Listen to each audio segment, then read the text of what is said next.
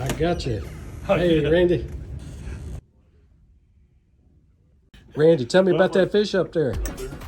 Uh, it was caught by my son at Lake Calcasieu, which is south of Lake Charles, and it weighed about 42 pounds. It was 44 and a half inches long, and took him about 45 minutes to reel it in. Got him. We were with a guide. The guide netted the fish and flopped it to the bottom of the boat, and the guide said, "If you're ever going to get a redfish mounted, that's the one." And my son said, "Done." Well, shot that one a couple of years ago. What is that?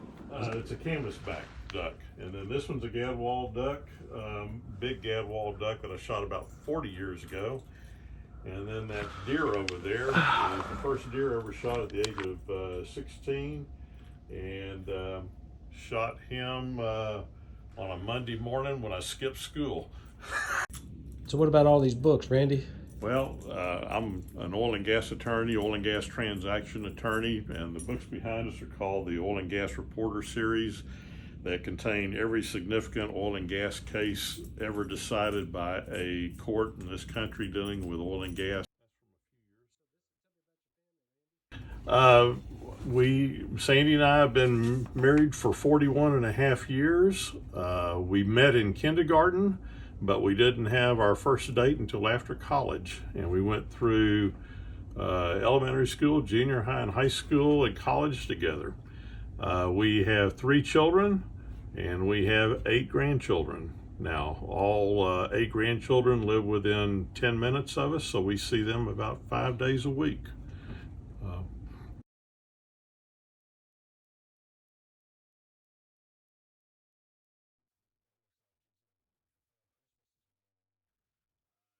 That was one several years ago, and I've given my testimony, I don't know how many times, at least 50, probably over 100 times, some to small groups, some to individuals, some to large groups.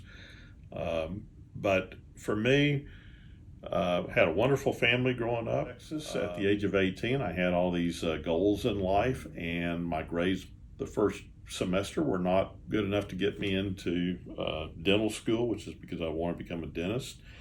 And then I had other things going on in my life. I already started making a mistake, and it was January 27, 1975, which was a Monday afternoon, and I was really getting down, and I just hopped in my car and drove north on Interstate 35 down the freeway just to kind of drive and try to straighten out my mind. And the more I thought, the more I realized my life was a total mess.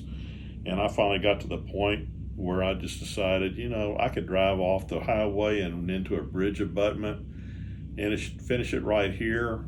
Everybody would think it was just a one-car accident. He must have been changing a radio station or something and lost control of the car. Nobody would ever know that I'd killed myself. And I came very close to doing that.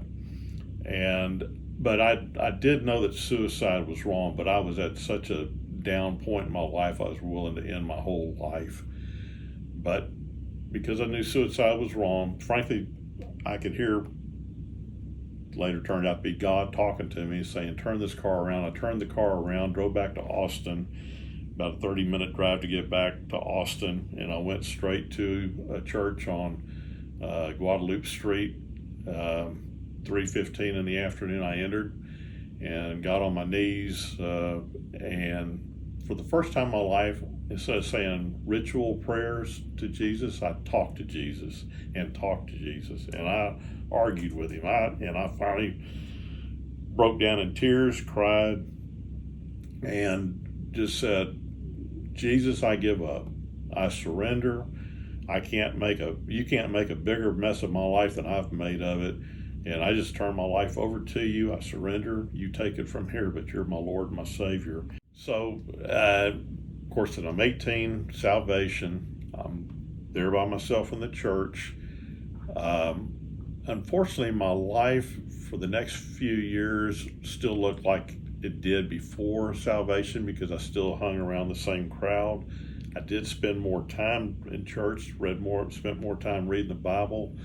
But it really wasn't until meeting Sandy, who turned out, ironically, came to a saving faith in Jesus Christ a week before I had in Austin, Texas. She was a freshman at the University of Texas also.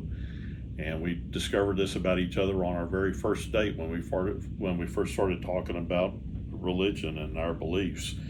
And frankly, that was what attracted me to Sandy, and I think that's what attracted Sandy to me.